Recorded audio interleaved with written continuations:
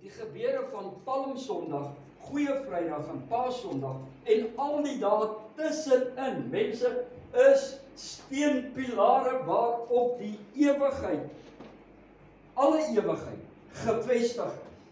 Wat bedoel ek daarmee? Mense, en dis hoekom ek gesê het, niks kan dit verander, wat Jesus deur in daardie 8 dae bewerkstellig het nie. Vernaam nie, toe hy op die kruis gehang het nie. Mense, en toe hy 3 dae later uit die dood uit opgewek is, deur God die Vader.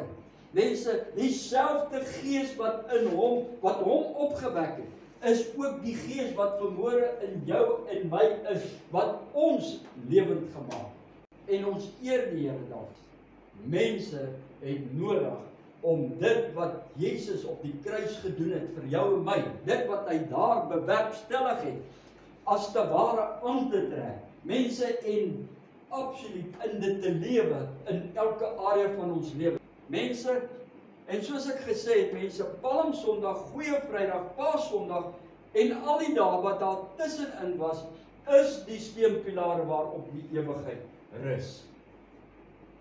En as ons vanmôre net een voorbeeld kan vat, Jesus wat gesterf het, die impak van dit wat daardie dag op Golgotha plaasgevind het,